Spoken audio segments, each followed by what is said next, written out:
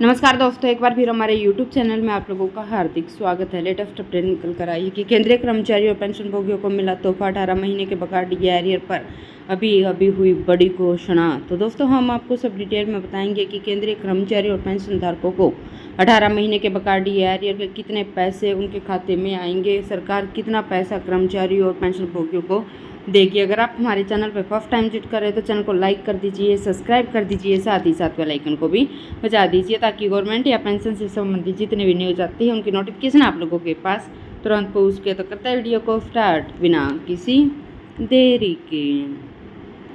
दोस्तों, केंद्रीय कर्मचारी और पेंशन धारकों को बहुत बड़ी खुशखबरी मिलने जा रही है। कर्मचारी को लंबे समय से इंतजार है कि उनका 18 महीने का डीए एरियर कब मिलेगा। तो ऐसे में हम आपका इंतज़ार ख़त्म कर देते हैं, क्योंकि बकाया राशि केंद्रीय सरकार जल्द ही कर्मचारी के खाते में डालने जा रही है। केंद्र सरकार के कर्मचारी और पेंशनभोगियों का 1 जनवरी 2020 से 30 जून 2021 तक का डीए रोका गया था। इस पीरियड में रोके गए 18 महीने के बकाया डीए एरियर के भुगतान को लेकर कर्मचारी और पेंशनभोगी लंबे समय से मांग कर रहे हैं, जिसे केंद्र सरकार नए साल पर कर्मचारी के खाते में भेज सकती है। दोस्तों, केंद्र सरकार ने 1 जनवरी 2020 से 30 जून 2021 तक कुल 18 महीने के बकाया डीए और डीआर की किस्तें रोक दी थी, जिसका भुगतान अभी तक नहीं हुआ है। नेशनल काउंसिलिंग स्टाफ साइड की बैठक में एनसीजेसीएम महासचिव श्री शिव गोपाल मिश्रा ने यह मुद्दा भी उठाया। उन्होंने यह भी मांग किया कि सरकार सभी कर्मचारी को उनके खाते में जल्द बकाया राशि का भुगतान करे, नहीं तो कर्मचारी और पेंशनभोगी आंदोलन करने के लिए बाध्य हो जाएंगे।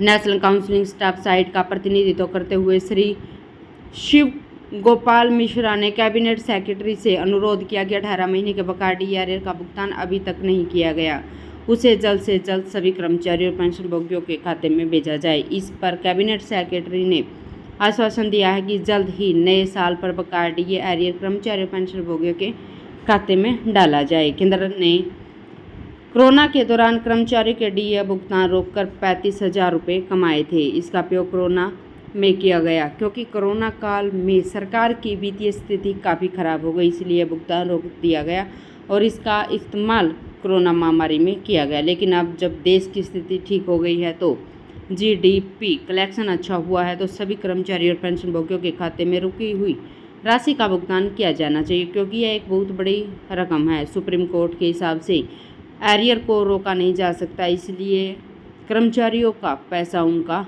अधिकार है। केंद्र सरकार ने कोरोना महामारी के दौरान जो पैसा रोका था, वह कुल मिलाकर 18 महीने का या फिर डीआर की 3 किस्तें रोकी थी। उस समय आर्थिक स्थिति खराब थी, इसका हवाला दिया गया था। इस समय आर्थिक स्थिति काफ़ी अच्छी है। चुनाव का भी रिजल्ट आज आ चुका है। कुल मिलाकर सब ठीक ठाक है। दोस्तों, अब बकाया का भुगतान किया जाना चाहिए। केंद्र सरकार एक साथ इसका भुगतान नहीं करना चाहती तो किस्तों में भुगतान करे, लेकिन किसी भी हाल में इसका भुगतान होना चाहिए। केंद्र सरकार कर्मचारी और पेंशनभोगियों का 18 महीने का बकाया भुगतान को लेकर संसद के बजट सत्र में यह मान लिया था कि इसको लेकर कर्मचारी संगठनों की ओर से आवेदन प्राप्त हुए हैं, लेकिन सरकार इसका भुगतान नहीं करेगी। इस पैसे का उपयोग कोरोना काल में किया गया था, इसलिए भुगतान करने का कोई सवाल ही पैदा नहीं होता। दोस्तों, लोकसभा चुनाव को देखते हुए कर्मचारी यूनियन केंद्र सरकार के ऊपर दबाव बना रही है। इस समय देश की आर्थिक स्थिति काफ़ी अच्छी है, ऐसे में इसका भुगतान किया जाना चाहिए। इसके लिए आप सभी कर्मचारियों का 18 महीने का बकाया डीए का भुगतान 3 किस्तों में किया जा सकता है। तो दोस्तों, आज के लिए इतना ही। मिलते हैं नेक्स्ट वीडियो में, तब तक के लिए जय हिंद, जय भारत।